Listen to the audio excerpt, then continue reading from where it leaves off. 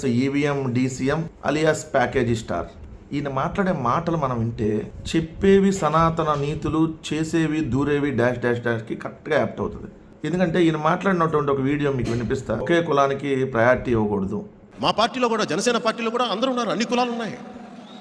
రెడ్డి సామాజిక వర్గం ఉంది, కమ్మవారి సామాజిక వర్గం ఉంది, బ్రాహ్మిన్స్ ఉన్నారు, వైశ్యులు ఉన్నారు, రెల్లి కులస్తులు ఉన్నారు, ఎస్సీలు ఉన్నారు, ఎస్టీలు ఉన్నారు, కాపులు ఉన్నారు, బలిజులు ఉన్నారు, బోయిలు ఉన్నారు, శెట్టి బలిజులు ఉన్నారు. ఒక్కలేడు అన్ని కులాలు ఉన్నాయి ఇక్కడ.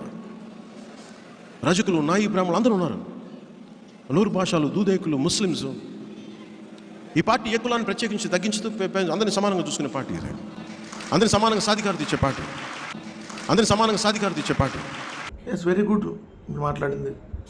కానీ మీరు చేసింది ఏంటి? నాగబాబు గారికి ఎమ్మెల్సీ ఇచ్చి మంత్రి పదవి ఇస్తున్నారు కదా.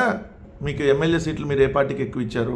మంత్రివర్గంలో ఈరోజు మీకు సంబంధించినటువంటి పార్టీకి సంబంధించి ఏ కులం వాళ్ళు ఎక్కువ ఉన్నారు? ఒకసారి చూస్తే మనకు అర్థమైంది. అంటే మీరు చెప్పేవి శ్రీరంగ నీతులు అలియా సనాతన నీతులు.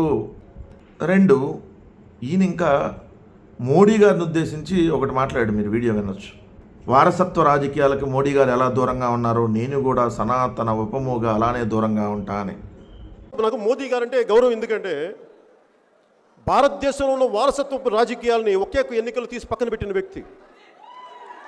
వారసత్వపు రాజకీయాలు జాతీయ స్థాయి నుంచి చిన్న రాష్ట్రంలో ఉన్న మారుమూల గ్రామం వరకు వారసత్వం ఉన్న వ్యక్తులే కాదు, మిగతా వాళ్ళు కూడా రావాలి రాజకీయాల్లోకి. అది జనసేన కోరిక. అందుకే నాకు మోడీ గారు అంటే చాలా గౌరవం. నాగబాబు గారు మీ వారసత్వం కాదా? నాగబాబు గారికి ఎమ్మెల్సీ ఇచ్చి మంత్రి పదవి ఇస్తున్నారు కదా, ఆయన మీ వారసత్వంలో భాగం కదా? మీ కుటుంబానికి సంబంధం లేదా?